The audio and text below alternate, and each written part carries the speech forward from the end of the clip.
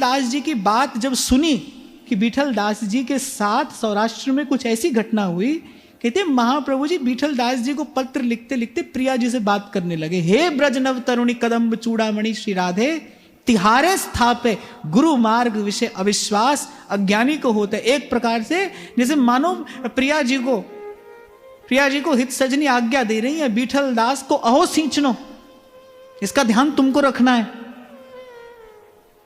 ये तुम्हारे द्वारा स्थापित मार्ग है, ये गुरु मार्ग है, इस मार्ग की अधिष्ठात्री आप हैं, इस मार्ग की परमाचार्य आप हैं, इस मार्ग पर चलने वाले का ध्यान आपको रखना है। श्री महाप्रभु प्रिया जी से कह रहे हैं कि इस मार्ग पर जो चले उसका ध्यान आपको रखना है। इसलिए मैं आपसे कह रहा था भाई, आपका मेरा संकल्प निष्फल हो जाए चिंता नहीं, हमारे आचार्य का संकल्प है, हमें उनकी छांव में बने रहना है, यहां से नहीं जाना है। द्वार धनी के पड़ रहो, धक्का धनी का खा। बड़ी मार्मिक बात कबीर कह रहे हैं, कह रहे भाई यही साधन कर लो और कुछ मत करो, कोई जब तब तीर्थ नहीं,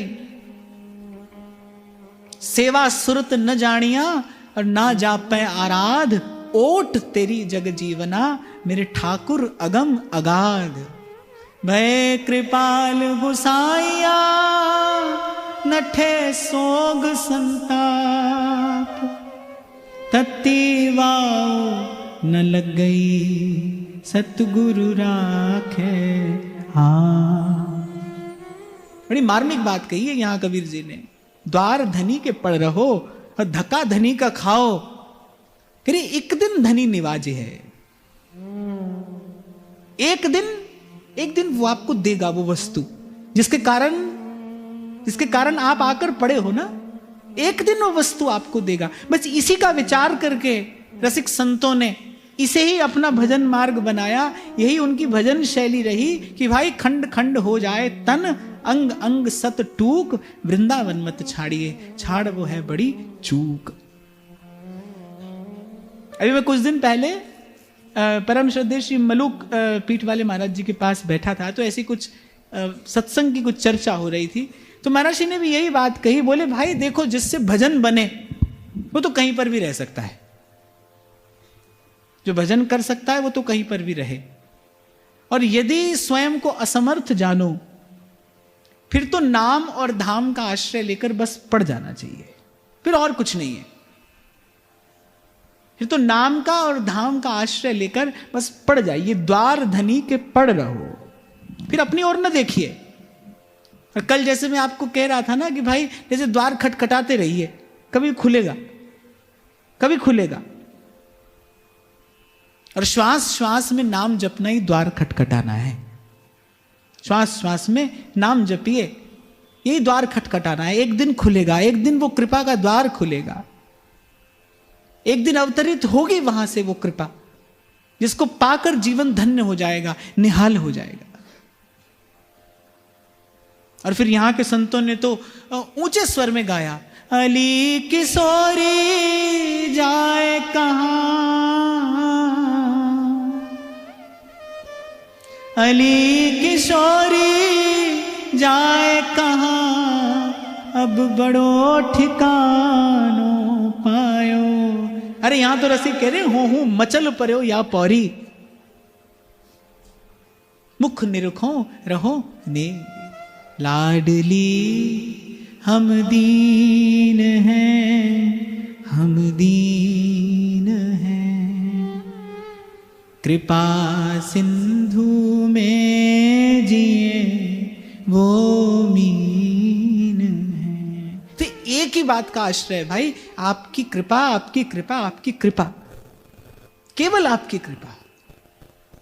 यत्त नाम स्फुरति महिमाएश वृंदावनस्य, लाडली हम तो तुम्हारे दास हैं, और रहना चाहते बस पास हैं। और जैसा मैं आपको निवेदन कर रहा हूं ना, महाप्रभु सुधानिधि में कहते प्रिया जी के लिए, निज जन्म परमोदार वात्सल्य सीमा। इस भाव का बार बार चिंतन करना चाहिए। कैसी है हमारी प्रिया जी? निज जनों के लिए परम उदार और वात्सल्य की सीमा है, इन्हें कहा नहीं जा सकता कैसा उनका लाड़ है अपनी अपनी चरण शरण में पड़े जीव पर। कैसी उनकी करुणा है, कैसी उनकी कृपा है, कहा नहीं जा सकता। चिंतामणि प्रणमताम, प्रणाम करने वाले के लिए वो चिंतामणि है। करुणामयी कृपामयी मेरी दयामयी राधे। यहां तो श्री जी के स्वभाव का आश्रय लेकर ही रसिक जन पड़े। चिंतामणि प्रणमताम, श्री जी के स्वभाव का भरोसा है। श्री प्रिया जी का स्वभाव ऐसा है। ठाकुर जी तो अनुग्रह भी करते हैं, निग्रह भी करते हैं, वो तो कृपा भी करते हैं, वो दंड भी देते हैं, यद्यपि दंड भी कृपा ही है। प्रभु से मिला हुआ दंड भी वस्तुतः कृपा ही है, जीव की शुद्धि कराता है। पर श्री जी तो केवल अनुग्रह करते हैं। अवंद प्रेमांकश्लत सकल निर्बंध हृदयम दयापारम दिव्य छवि मधुर लावण्य ललितम। दयापारम, अपार करुणा, वात्सल्य की सिंधु, कृपा के सिंधु, दया की सिंधु, मृदुता, दयालुता, कृपालुता की राशि है। करुणामयी